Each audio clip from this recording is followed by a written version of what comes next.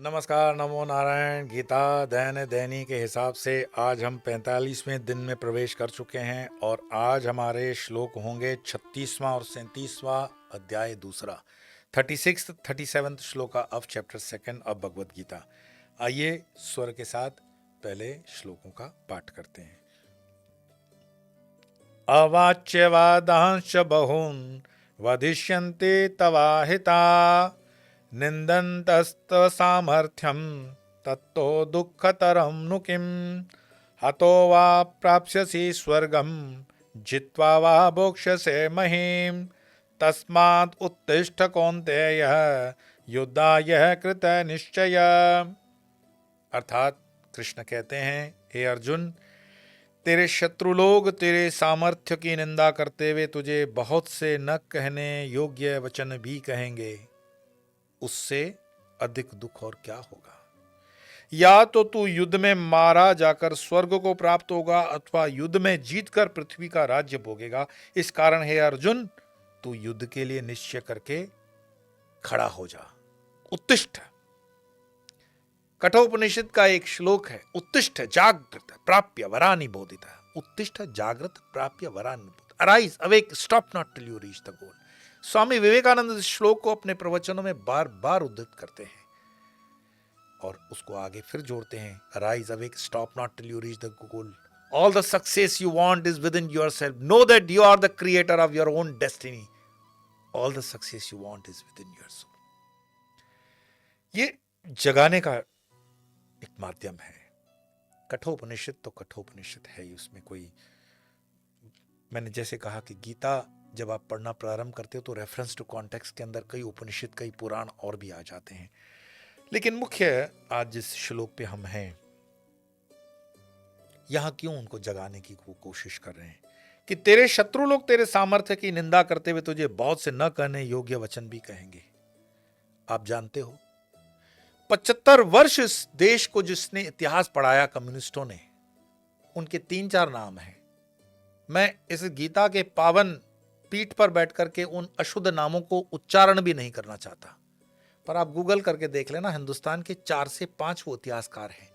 वो कौन है इतिहासकार? भगत सिंह को फांसी पे चढ़ाने के लिए जिस व्यक्ति ने मुखबिरी की थी, अर्थात गवर्नमेंट का वो जो विटनेस बना था, उसकी संतानों में से एक वो इतिहासकार वो भी है। जलियांवाला बाग के अंदर जिस हिंदू ऑफिसर ने गोलियां चलाई और भारत सरकार, उस समय ब्रिटिश सरकार ने उसको इनाम दिया, उसका वंशज वो इतिहासकार। हमारे ये 75 साल के जो इतिहासकार तथाकथित रहे, ये सारे के सारे भ्रष्ट, दुष्ट, देशद्रोही, धर्मद्रोही, सनातन द्रोही रहे और 75 साल हमने उनको ढोया है। उन्होंने ही राम मंदिर के विषय में अंट शंट अनाप शनाप लिखा। और आज जिन, मैं उस दिन हबीब को सुन रहा था, इतिहासकार वो हबीब है कोई, वो भी उसी लाइन का ही है, ऐसी कोई बात नहीं है। अब वो मान रहा है कि हाँ हाँ हाँ, मानना पड़ेगा, काशी की जो मस्जिद है वो औरंगजेब ने तुड़वाई थी, ये हिंदुओं का मंदिर है। तो तेरा जमीर 75 साल पहले मर गया था। अब जब डंडे दिखते हैं सामने तब तुम्हें सत्य याद आता है।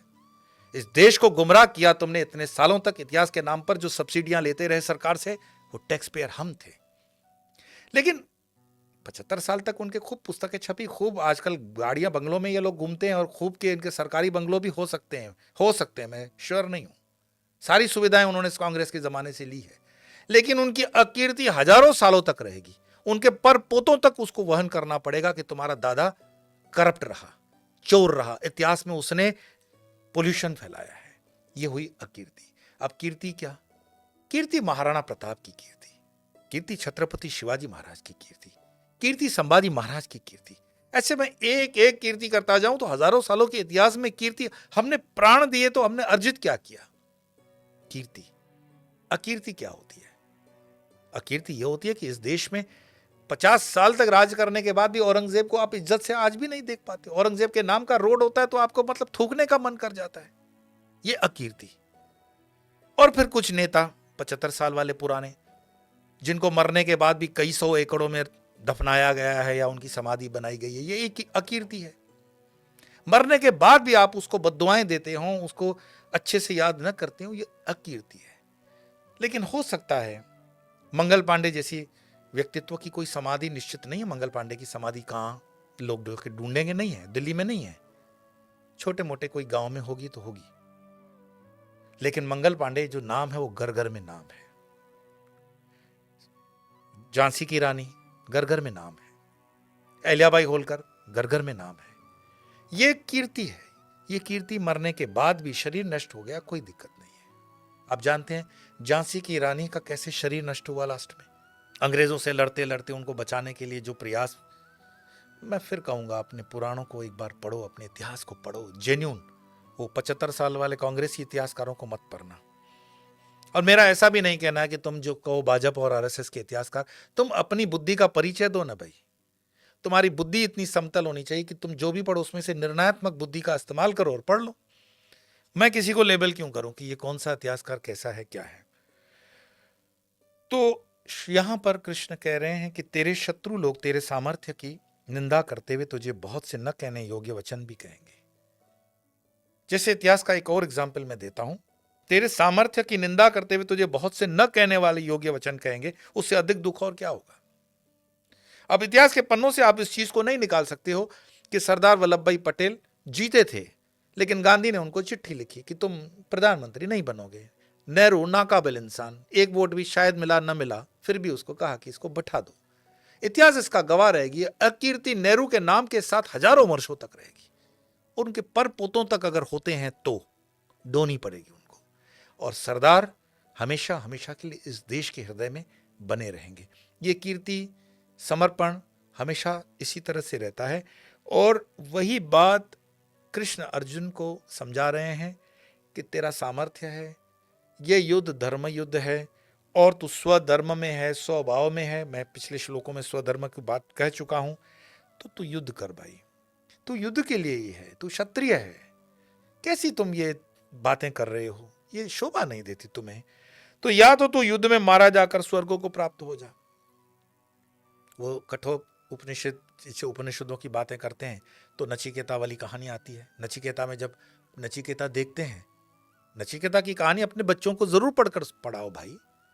नचिकेता जब देखते हैं कि पिताजी यज्ञ कर रहे हैं और यज्ञ में ब्राह्मणों को कमजोर गायें वो दान कर रहा है, गायें दान कर रहा है, लेकिन कौन सी? जो दूध नहीं दे रही हैं, बीमार हैं। ऐसा थोड़ी है कि पाखंड अब है, पाखंड तब से था।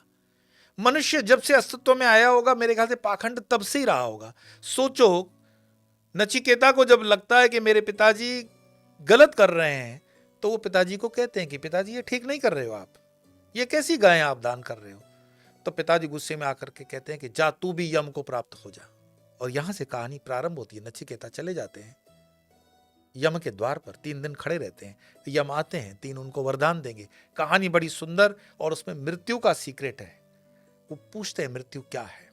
तो आप जब पूछते हो 10 मिनट के अंदर वीडियो बना के मृत्यु क्या है, मृत्यु कैसे होती है, तो मृत्यु क्या है उसके लिए भगवान ने आपको करीब करीब 70-80 साल का जीवन दिया है। क्यों नहीं पढ़ के जान लेते हो मृत्यु क्या है? मृत्यु का रहस्य क्या है, पढ़ लो। और मृत्यु को रहस्य जो बता रहा है, 1-1.5 घंटे का वीडियो मुझे बताओ तो अंगूठे के इस्तेमाल के बिना वीडियो देखोगे? 1 घंटे के वीडियो को 10 मिनट में फॉरवर्ड करते करते मृत्यु समझ जाओगे। ऐसी मृत्यु को समझने की कोई पिल नहीं आती, कोई कैप्सूल नहीं आता। मृत्यु को समझने के लिए जीवन देना पड़ता है, पूरा जीवन देना पड़ता है। तो यहां कृष्ण अर्जुन को कह रहे हैं कि या तो युद्ध में मारा जाकर स्वर्ग को प्राप्त होगा। अब यह स्वर्ग कैसा स्वर्ग? एक पुस्तक में लिखा हुआ है, धर्म की पुस्तक है वो, कि वहां पर शराब के चश्मे बहते हैं, वहां पे अंगूर लगे हुए हैं, वहां पर 72 हुरे हैं। और मैं हमेशा मतलब पूछता हूं मेरे इंटेलेक्चुअल दोस्तों के साथ कि 72 हुरे हैं, फिर उसके साथ करोगे कैसे? तुम्हारा शरीर तो जमीन में दफन है, क्या करना है उनके साथ? तो 72 हुरे कौन से स्कीम में तुम्हें मिल रही है? वो जवाब तो उनके पास भी नहीं है। क्योंकि ये कोई टिप्पणी है या उसकी निंदा है ऐसा मत सोचना। एक लॉजिकल चीज होनी चाहिए कि भाई ये चीज है तो स्वर्ग क्या है?